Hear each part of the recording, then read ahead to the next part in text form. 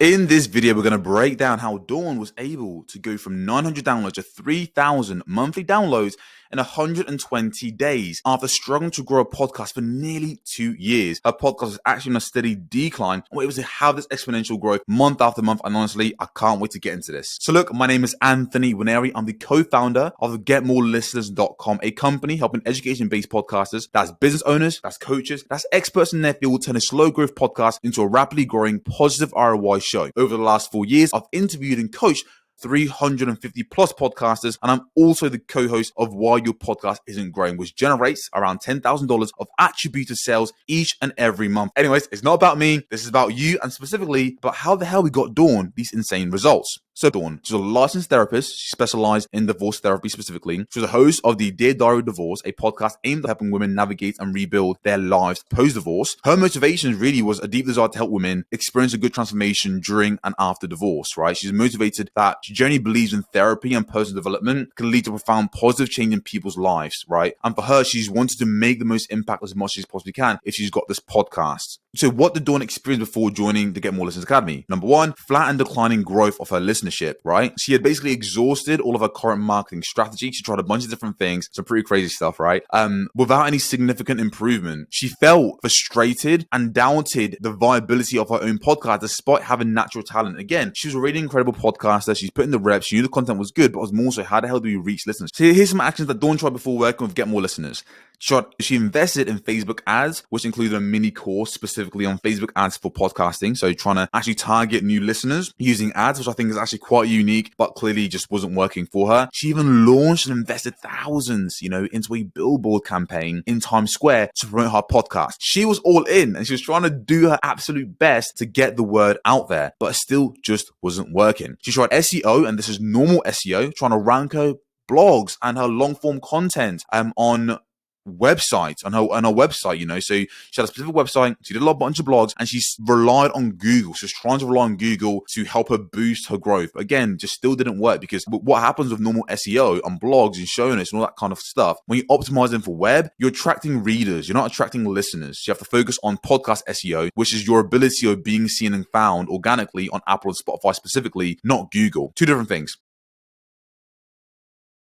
The third thing, we have social media and email marketing. So she tried again engaging the audience consistently on social media, but she just lacked the consistency with her email marketing campaigns. People weren't necessarily listening or engaging. It just wasn't working. And for her, she even had a team to help her with the process, but it wasn't the most organized, and she really needed things to be streamlined. So what were some key indicators when it comes to her success? So her podcast started moving in the right direction pretty much weeks within joining our program. And again, I am going to break down what we did specifically. I want to give the actual experience of doing herself. She noticed straight away that the growth was consistent month after month, and it was significant, which is again what you want to see. And then of course, we actually changed up a podcast SEO pretty early on and rebranded her effort, which helped us get quick wins fast. So what are the specific changes we implemented? So number one, podcast SEO enhancement. So we updated her old titles to have the right keywords within that, and we introduced a new show format, so show notes. We updated the show notes format. And then finally, we made strategic SEO changes to improve her visibility. And I'm going to break down in just a second. But when it comes to podcast SEO, this is essentially the process of getting your show ranked higher on Apple and Spotify specifically. That's the platform that most listeners go to find new shows. I think there's like 11 million weekly listeners. It's probably more than that at the moment. But anyways, there's millions and millions of listeners of podcasts each and every week in US alone. And the majority of them, 50% of them, go to Apple and Spotify to discover new shows to listen to. So when you can rank higher in that platform, you're easily found and discovered by new listeners. This helps with organic growth. That's where listeners are. So think about optimizing your podcast for podcast SEO. And you use keywords. These are search terms. You insert in your title, show notes, description, show name, all these different areas in order to rank for the right terms, in order to be found for the relevant terms you're looking for. So when someone searches in podcasts about divorce, they find Dawn's show, right? That's going to be super important. And she's ranked highly. With that being said, what our team really did with her, we removed the grunt work from the process because it can be time consuming. And we conducted keyword research, building out the entire podcast SEO strategy for our clients and for Dawn herself. And then each month, we essentially audit her show to make sure she's being visible and being found on Apple and Spotify and make any tweaks along the way. And that's exactly what we did for Dawn. So we actually then helped her rebrand her show, right?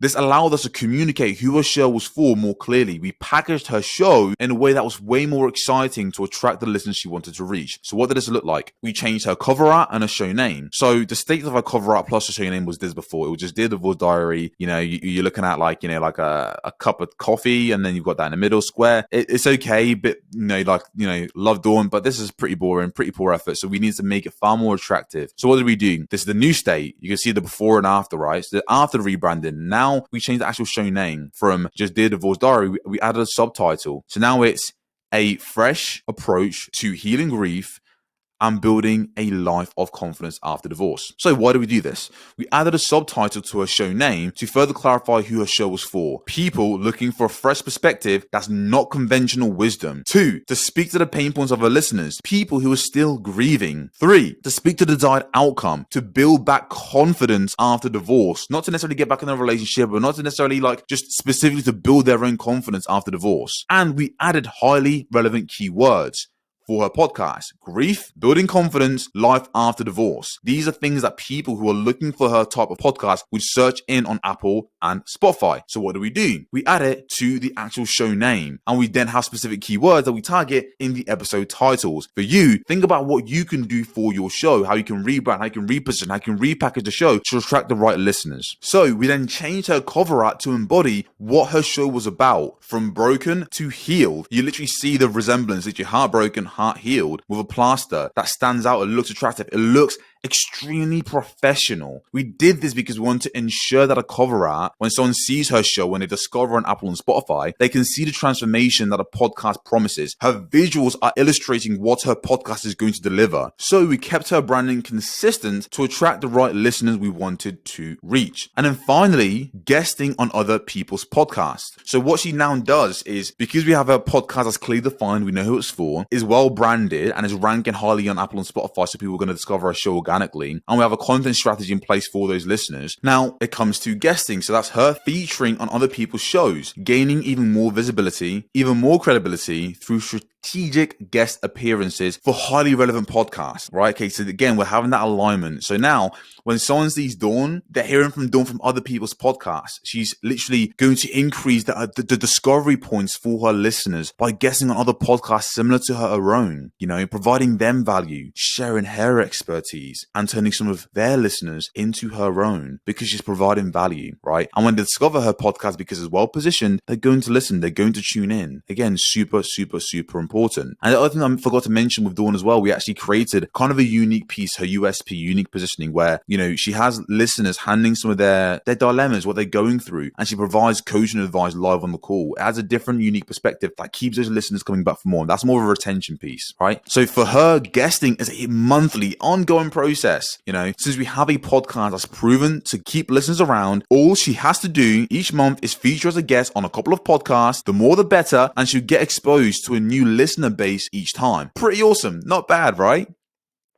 So our team actually finds, vets, and qualifies each shows based on what our clients want, based on what Dawn wanted. Then we create a hard converting pitching template to get them booked on top shows consistently each and every month. Finally, we also give our clients the systems that we've built over the last 3 years, actually it's 4 years now, right? So they can automate the entire process, getting positive responses and bookings. So this was Dawn's honest feeling when she was going through the process, right? So for you, when you're thinking about basically rebranding your show, repositioning, repackaging, this might be similar to yourself, and this is completely normal. So initially, for her, she was super stressed out by the rebranding process, but ultimately was reassured because, again, she liked the new strategy. It made sense to her, right? She experienced significant relief and excitement when her downloads actually started to grow month after month rather than just dying and being stagnant. And she felt validated and motivated with tons of positive responses because, again, she's positioned in the right way, right? And she feels more confident than ever, actually building her confidence during this process, not feeling like that self-doubt voice when something's not working, thinking like, is it me? Is it my content? Like, what's going on? No, it wasn't that. It's just her packaging and her positioning and the strategy she needed to grow her show. So what's the outcome? You can see literally the graph for literally a year and a half. So nearly 2 years was stagnant and she was declining. Then she joined and she's now skyrocketed, and this growth has continued. This screenshot was of course taken like mid-May, so you can see why that's that. It's actually,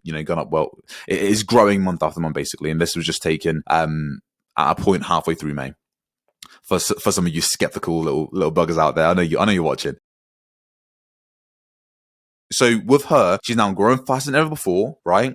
She's getting higher engagement and more interaction with her listeners on Instagram. Again, not loads, but she's getting higher, a lot more. She's had increasing queries in terms of one-on-one, therapy sessions and a pipeline full of potential clients. She has a new business opportunity in development for a group coaching program. Again, she's doing a partnership with someone else because her audience growth is heading in the right direction. And she's started to see more sales coming on autopilot of low ticket courses that she's had just lingering around within her show notes. So to conclude, Dawn's experience and Get More Listeners program highlights something very unique. And again, I'm talking about our academy, but this applies to everyone in general, right? You need to have targeted marketing, a strategic rebranding, if that's what we want to approach it, data-driven podcast SEO to rank for the right keywords, targeted exposure through guesting or other specific strategies, and a consistent, relentless effort. She did the work. So because Dawn did the guesswork and followed a proven strategy for growth, because we were intentional, because she had a team, Dawn was able to finally break past her plateau, significantly grow her audience, and open up new doors for monetization and business expansion. She finally turned a slow growth podcast into a positive ROI show. I hope this case study helps you grow. Like, I know I'm of course talking about it in context of her working with us, but the principles still remain the same. You still have to go through the same process. And I'm really hoping as you go through this, you ask yourself, okay, cool. I see the changes there. Cool. What could I do? How could I make mine differently? Cool. This, that, and other, right? That's so important. And I hope how you can see that everything you've ever wanted with your show, it is possible. So please, please, please don't give up. Keep pushing forward. You're only ever a few changes away from having a big breakthrough. There are too many people who just quit too early because their show isn't doing much, but their show's not doing much because they're not doing much. Your inputs have to match your outputs. If you're generally trying to grow your podcast, get big and monetize as soon as possible, it requires work. This stuff doesn't just happen overnight. This isn't like a magic pill where you just take this thing, you wake up the next day, you have 10,000 monthly downloads. No, it takes a lot of work, and it takes you being intentional and being strategic and not just guessing and hoping things just fall into place. They won't. They haven't yet for a reason. If your inputs stay the same, your output stays the same. You need to understand and go through the pain of actually being frustrated with the podcast not growing. Then you have to change your actions in the focused and strategic way. Position your podcast in the right way. Package it so you communicate the value of the show in the right way. Give a professional feel. Build out a solid content strategy to attract the people you want to reach. Then start optimizing your show for podcast SEO so you're being discovered on Apple and Spotify. And then start guessing on the people's podcasts. If that sounds like too much for you, then this probably isn't going to be for you. Like, growing a podcast is not easy. It's not like, it's bloody hard work. It just is hard work, but it's also so much fun when it is working, when you do have a process, when you're not just throwing what at the wall, hoping to see what sticks and thinking it's going to magically blow up. It won't. It hasn't yet. That's my little rundown out the way. Look, if you want to learn more about what we do, there's going to be a description down below. If you want to learn more about this YouTube channel, go through and tie back catalog and just binge it. It's fully good content. We're building the greatest education platform on planet Earth for podcasting entrepreneurs. If that's you, I hope you've enjoyed this video, and I'll speak to you very soon. Peace.